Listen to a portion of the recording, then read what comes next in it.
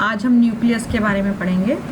यहाँ पर डायग्राम देके रखा है न्यूक्लियस का, जिसमें न्यूक्लियर पोर है, न्यूक्लियोलस है, न्यूक्लियोप्लाज्म है और न्यूक्लियर इन्वेलप है। इसके बारे में डिटेल हम देखते हैं। जो न्यूक्लियस है ये हेरिडिटी इंफॉर्मेशन को कंट्रोल करता है और इसको हम सेल का ब्रेन भी कहते हैं, क्योंकि ये सारे सेल ऑर्गेनेल्स के फंक्शंस को कंट्रोल करने का काम करता है। यहाँ पर बहुत सारे आपके इसकी कैरेक्टरिस्टिक्स और इसकी स्ट्रक्चर हम देखते हैं। यहाँ पे प्रोकैरियोट्स में जो है न्यूक्लियर मेम्ब्रेन एब्सेंट होती है, इसलिए हम इसको न्यूक्लियोइड कहते हैं, जो हम पहले पढ़ चुके हैं। कुछ सेल होती है आरबीसी और इनमें न्यूक्लियस एब्सेंट होता है। जिस सेल में न्यूक्लियस प्रेजेंट होता है वो उसकी लाइफ साइकिल क्या होती है, ज़्यादा होती है। जिसमें एब्सेंट होता है उसकी लाइफ साइकिल जो कम होती है। ठीक है, तो यहाँ पर हम देखते हैं सबसे पहले रॉबर्ट ब्राउन ने इसको डिस्कवर किया था, क्योंकि माइक्रोस्कोप का ज़्यादा डेवलपमेंट हो गया था। उसके बाद फ्लेमिंग ने इसमें क्रोमेटिन और ये सारी चीज़ें बताई थी। The interface nucleus has highly extended and elaborate nucleoprotein fibre called chromatin, nuclear matrix और न्यूक्लियोली। इसमें क्रोमेटिन, न्यूक्लियर मैट्रिक्स और न्यूक्लियोली प्रेजेंट होते हैं। ठीक है, यहाँ पर nuclear envelope consist of two parallel membrane with the space between them called perinuclear space. जो मेम्ब्रेन होती है वो पेरी न्यूक्लियर स्पेस से कहलाती है। यहाँ पर डायग्राम में देख रहे हैं, सबसे ऊपर की तरफ हमने एंडोप्लाज्मिक रेटिकुलम पढ़ा था। इसमें बाहर की तरफ एंडोप्लाज्मिक रेटिकुलम है और इसकी जो पूरी जो कवरिंग पूरा एनवेलप है, इसके बारे में देखते हैं। आउटर न्यूक्लियर मेम्ब्रेन है, उसमें राइबोसोम है। अंदर की तरफ इनर न्यूक्लियर मेम्ब्रेन है। पूरा जो लिक्विड इसके अंदर है उसको बोलते हैं न्यूक्लियोप्लाज्म। न्यूक्लियर मेम्ब्रेन के बीच बीच में कुछ पोर्स आपको नज़र आ रहे हैं, इसको हम बोलते हैं न्यूक्लियर पोर। सेंटर में बीच में एक और राउंड छोटा सा स्ट्रक्चर नज़र आ रहा है, इसको बोलते हैं न्यूक्लियोलस। यहाँ पर धागे के समान स्ट्रक्चर आपको नज़र आ रहा है पूरे न्यूक्लियोप्लाज्म में, इसको बोलेंगे क्रोमेटिन नेट। ये राइबोसोम आपको नजर आ ही रहे हैं। क्रोमेटो सेंटर यहाँ पे आपको दिख रहा है। तो इस टाइप से ये पूरा ये स्ट्रक्चर, यही हमारा आज का टॉपिक है। यहाँ पर at a number of place the nuclear envelope is interrupted by minute pore. जो आपने पढ़ा उसमें उनको बोलते हैं, हम क्या बोलते हैं, न्यूक्लियर पोर। क्रोमेटिन जो धागे के समान स्ट्रक्चर होता है, न्यूक्लियोप्लाज्म छोटा सा स्पेरिकल स्ट्रक्चर होता है, उसको बोलते हैं nucleolus. The side of active ribosomal RNA, RNA में प्रेजेंट होता है। यहाँ पर ये जो हम चीज़ें हैं, न्यूक्लियर इन्वेलप, न्यूक्लियोप्लाज्म, न्यूक्लियोलस की डेफिनेशन और उसके बारे में बताया गया। आप इसको अपनी कॉपी में नोट करेंगे। क्रोमेटिन आपने देख लिया, loose network of nucleoprotein fibre is called chromatin. During different stage of cell division, cell shows structure chromosomes is place of the nucleus। जब सेल डिवीजन होता है तो इसमें आगे हम देखेंगे, इसके अलग अलग स्ट्रक्चर देखते हैं।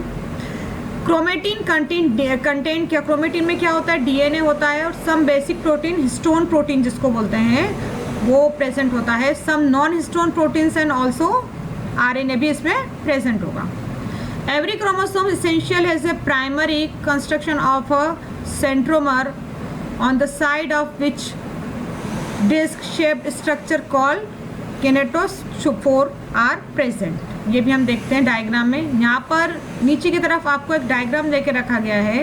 ये पूरा क्रोमोसोम के बारे में हम देख रहे हैं। थ्रेड लाइक स्ट्रक्चर होता है जो कि न्यूक्लियोप्लाज्म के अंदर होता है, धागे के समान होता है। ये है, इसके अंदर डीएनए और हिस्टोन प्रोटीन प्रेजेंट होता है और ये हेरिडिटरी कैरेक्टर्स को नेक्स्ट जनरेशन में ट्रांसफ़र करने का काम करता है। मतलब इसको हम क्या बोलते हैं, हेरिडिटी व्हीकल्स भी बोलते हैं। ठीक है, chromosomes are made of DNA and protein, जो आपने पढ़ लिया हिस्टोन प्रोटीन से बना होता है। और chromosome consist of two similar thread called chromatid. मतलब एक क्रोमोसोम में दो थ्रेड होते हैं एक जैसे, उनको बोलते हैं chromatid. Two chromatid are attached at the centre by centromere. दो जो धागे होते हैं, जो क्रोमेटिड होते हैं, वो बीच में एक सेंट्रोमर से अटैच होते हैं। One on other side of centromere chromatid are called arms. जो अटैच होते हैं और जो उसकी जो साइड्स कहलाती है उसको हम बोलते हैं आर्म्स। यहाँ पे आपको डायग्राम में पूरा नज़र आ रहा है।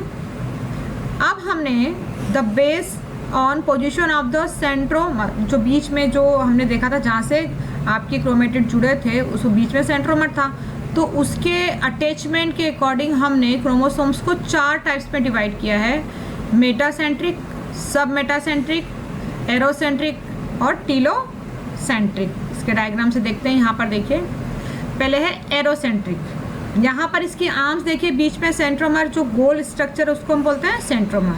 हाँ, और ये जो आर्म्स है इसकी लेंथ के अकॉर्डिंग हमने इसको अलग अलग और इसकी पोजीशन के अकॉर्डिंग हमने इसको अलग अलग करा है। ऊपर का जो कहलाता है गोल स्ट्रक्चर ये कहलाता है आपका सैटेलाइट, ठीक है। तो एक्रोसेंट्रिक इस टाइप का आपको नज़र आ रहा है, जिसमें कि नीचे की तरफ लॉन्ग आर्म्स है और ऊपरी की तरफ शॉर्ट है। सब सेंट्रिक में आपको दिख रहा है इस टाइप का, ऊपर थोड़ा सा शॉर्ट होए और नीचे लॉन्ग है। मेटासेंट्रिक में आपको दोनों बराबर नज़र आता है मेटासेंट्रिक में। टीलोसेंट्रिक में आपको ये फ्यूज नज़र आ रहा है, ऊपर की तरफ कोई आर्म्स नज़र नहीं आ रही है। तो इस टाइप से एक जो क्रोमोसोम पूरा स्ट्रक्चर उसका ऐसा होता है। अगर आपको एक क्रोमोसोम बनाने का आता है, सैटेलाइट को शोइंग करने का डायग्राम आता है, तो कोई ये बनाना है। इसमें सैटेलाइट भी आपको करना है, सेकेंडरी कंस्ट्रक्शन भी करना है, सेंट्रोमर भी करना है और आर्म्स भी लिखना है, ठीक है। यहाँ पर पूरा इन चारों के बारे में बताया गया है। मेटासेंट्रिक का मतलब आप समझ गए कि मिडिल में होता है, दोनों आगे ऊपर और नीचे की दोनों आर्म्स क्या होती है, इक्वल होती है, ठीक है। सब सेंट्रिक में जो नीचे की आर्म्स होती है लॉन्ग होती है, ऊपर की थोड़ी सी शॉर्ट होगी, एक आर्म्स लॉन्ग और एक शॉर्ट, ठीक है। In case of acrocentric chromosomes the centromere is situated close to its end forming one extremely short and one very long arms. एक वो शॉर्ट है और एक लॉन्ग है। इसके बाद आता है आपका टीलोसेंट्रिक। टीलोसेंट्रिक में जो है आपका chromosomes has two terminal centromere, whereas the telocentric chromosomes has a terminal centromere, ठीक है। देखिए यहाँ पे इस टाइप का है, आपको दिख रहा है। सैटेलाइट आपने समझ ही लिया है कहाँ पर सिचुएटेड था, मैंने आपको भी बताया है। यहाँ पर क्रोमोसोम्स के नंबर के अकॉर्डिंग हम देखते हैं कि किस टाइप से नंबर्स होते हैं अलग अलग, उसमें हमारे ह्यूमन बींग्स में कैसे नंबर्स होते हैं। Chromosome number is fixed for each species, सारी स्पीशीज में ये फिक्स होते हैं। In most organisms they occur in homologous pair, in each pair one chromosome belong to father parent while other belong to mother. एक father parent को belong करता है, एक मदर पेरेंट को बिलोंग करता है। तो हमारी ह्यूमन बींग्स में क्या होता है, डिप्लॉइड, जो presence of 2 sets of chromosomes in is called diploid. 2n equal to 46 in human beings में। Presence of single set of chromosome is called haploid, n equal to 23 in human beings. अब ये जो nucleus है इसके function यहाँ पे देखे गए हैं, आपको पता ही है, आपने सारा कुछ कर लिया है। इसको ब्रेन ऑफ द सेल कहा जाता है क्योंकि ये सारे एक्टिविटीज़ को कंट्रोल करती है। हेरिडिटी के व्हीकल्स कहा जाता है, हेरिडिटी को ले जाने का काम करता है। Different nucleus attach specific structure, अलग अलग उसमें अलग अलग इसका स्ट्रक्चर होता है। एक चीज़ और है, जो एनिमल सेल होता है उसमें न्यूक्लियस सेंटर में प्रेजेंट होता है और जो प्लांट सेल होती है उसमें ये पेरीफेरी में सिचुएटेड होता है, मतलब साइड में रहता है। तो इस टाइप से पूरा न्यूक्लियस, इसका डायग्राम वगैरह आपको सब बनाना है। और यहाँ पे कुछ होमवर्क है जिसमें पूरा हमने जो देखा है वो सब कवर हो जाता है। तो आपको पूरा सारी चीज़ें नोट्स वगैरह कॉपी में करनी है। Thank you.